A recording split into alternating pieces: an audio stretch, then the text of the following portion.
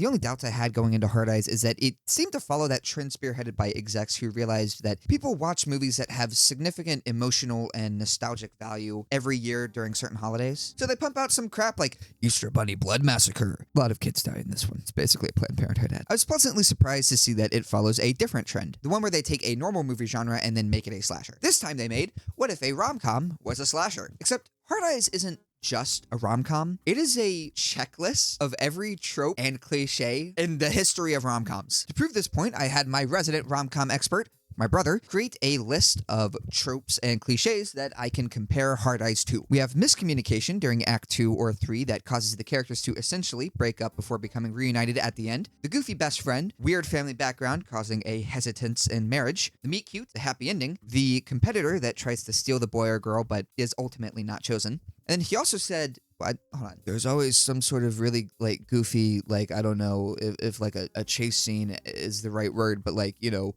they're running through the mall or something like that and being chased by Santa and the mall or something like, you know, some sort of really goofy, over exaggerated, like comedic thing that would probably never happen. So any rom-com experts, if you could explain to me what the hell that was. He did send that first thing in the morning. He just woke up and then sent a Snapchat voice note. Out of that list, here are the ones that Hard Eyes does not do. This level of scrutiny can also be applied to its slasher aspects, but it just wouldn't be funny if I did that bit twice. So it takes every rom-com trope and cliche and every slasher trope and cliche and then fuses it together to make this weird Frankenstein of pure fun and comedic tonal whiplash. Seriously, to say this movie plays with its tone is like saying that Happy is only slightly underrated. No, it's very underrated, and I'm still pissed nobody talks about it. I understand that not everybody is a fan of that, and I totally get it. I mean, as much as I love Christopher Landon, I don't think he has ever written a single good line of dialogue, but if you're like me and you consistently have a good time with these gimmicky-based slasher movies, then I think you'll definitely have a good time here. And now we're at the point of the video where I randomly divide it into sections because I'm bad at structuring scripts. The humor. The scene where they're sitting in the van and the couple is having very loud sex behind them goes on for so long that I need to vocalize how much I did not enjoy that. I did not enjoy that. In general, I think the humor's fine. It's very wacky and befitting of a rom-com, to the point where I'd say it's almost a Mad Libs of rom-com humor. That's good. I didn't write this movie because when I do a Mad Libs, I just write the word fart in every single space. It's pretty funny. Characters, the plot, it's all rom-com. It's all rom-com. I'm annoying myself with how much I'm saying it, but it's God's honest truth. I'd probably try to mix things up a bit, but I gotta crank these videos out. I'm trying to get my first YouTube payment because all these Spawn collections are coming out, and like look at that, dude. They're re-releasing the Spawn manga. You think they're doing that for somebody other than me? No, I am the only person on this planet who is interested in buying that.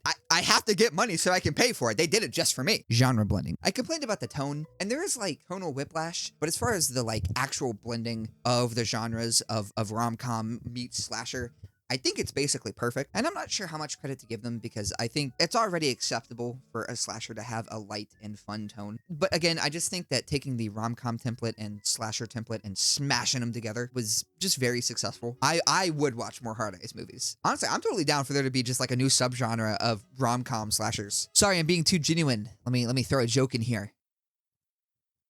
That was my Hard Eyes impression.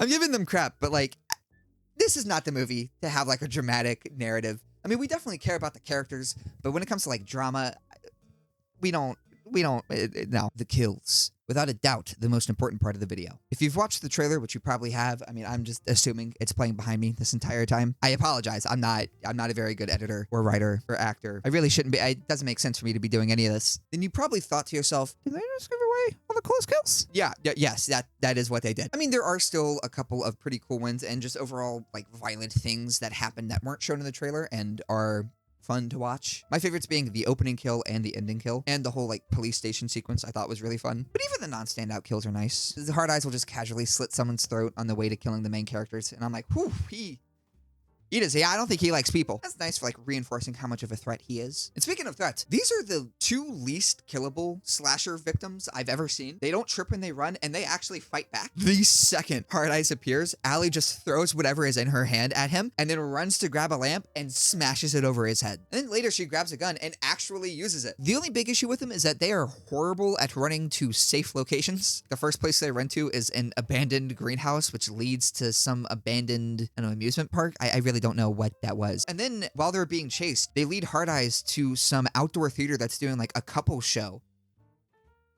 The exact quote is, they brought him to an all-you-can-kill buffet. Why would you stay there? Keep running, dude. So many people died, man. Thanks for watching. Please subscribe and watch the ads because comic books are not free. I don't have another video really planned to release until The Monkey on February 20th. So if there's anything you'd like for me to cover until then, or just in general, please let me know. I am desperate. Thank you very much for watching. Have a good one. I promise you, my feet have never been this cold in my entire life.